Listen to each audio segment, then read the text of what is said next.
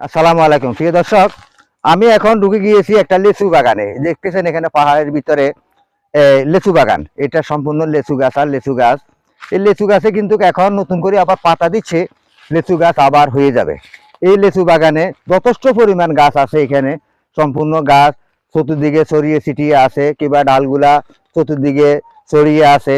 এখানে লেচু গাছ যখন মুকুল দিব, লেচু যখন মুকুল দিব কিংবা নতুন পাতা ফুটার পরে যখন মুকুল দিব, অনেক সৌন্দর্য লাগে, অনেক মনোরম পরিবেশ। এখানে কিন্তু মৌমাছিরা বাসা করে। অনেক সময় দেখা যায় মৌমাছি বাসা করে, এখান থেকে মধুও সংগ্রহ করে মানুষ।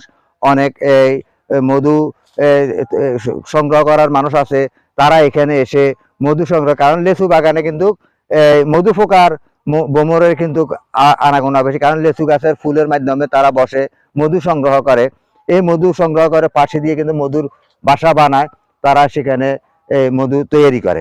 তো অনেক আছে এখান থেকে মধু তৈরি করে, কারণ আপনারা জানেন পাহাড়ি এলাকার মধুগুলা খাঁটি।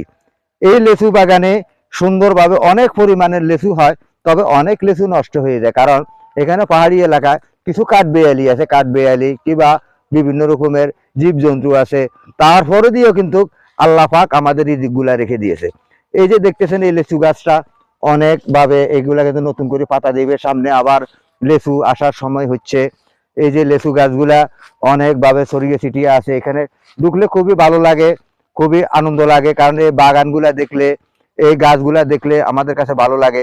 আপনারাও ইচ্ছা করলে আপনারা লাগাইতে পারেন, আপনার বিল্ডিং এর ছাদেও পারেন লেচু গাছের কলম লাগাইতে।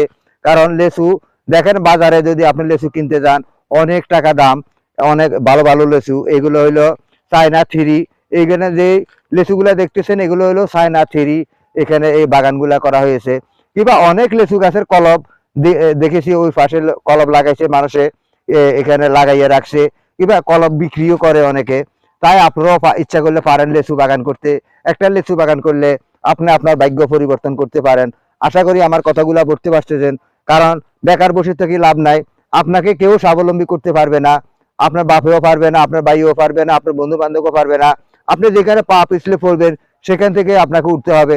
এই যে আমার যে ভাইটা এখানে লেচু বাগানটা করছে, সেই যখন সিজন আসে সে এখান থেকে কিন্তু অনেক টাকার লেচু এখান থেকে বিক্রি করে, কারণ সে লাগাইছে একবার, সে এখান থেকে তুলে নিতেছে বারবার।